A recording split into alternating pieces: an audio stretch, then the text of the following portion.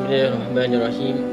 InsyaAllah pada video kali ini kita akan membincangkan tentang Isra' dan Mi'raj Nabi SAW menurut kitab Akidah Tahawiyah.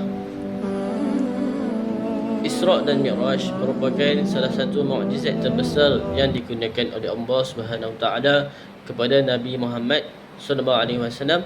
Peristiwa ini menjadi bukti kekuasaan Allah dan mengukuhkan keimanan umat Islam terhadap perkara-perkara ghaib.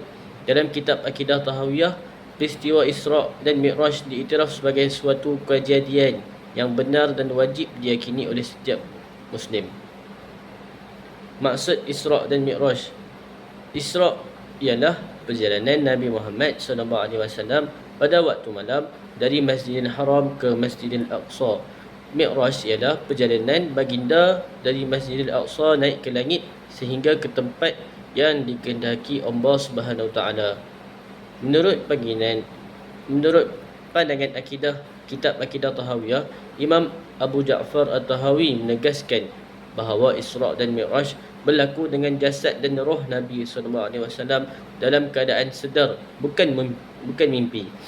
Peristiwa ini merupakan mukjizat yang melampaui kebiasaan manusia.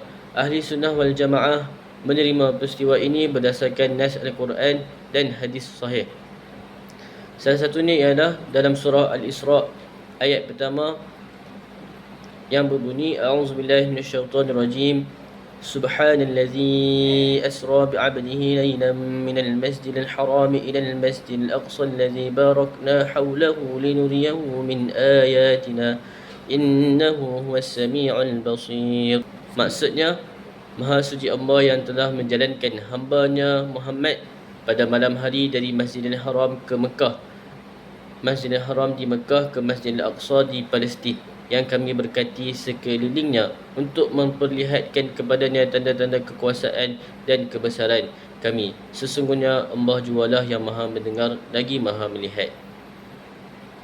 Pengajaran yang kita dapat melalui Isra' dan Mi'raj ialah dapat mengukuhkan keimanan kepada kekuasaan Allah Subhanahu Taala, membuktikan kemuliaan Nabi Muhammad SAW, menunjukkan kepentingan solat 5 waktu yang difardukan semasa Mi'raj, mengajar umat Islam supaya yakin kepada perkara ghaib yang dinyatakan dalam wahyu.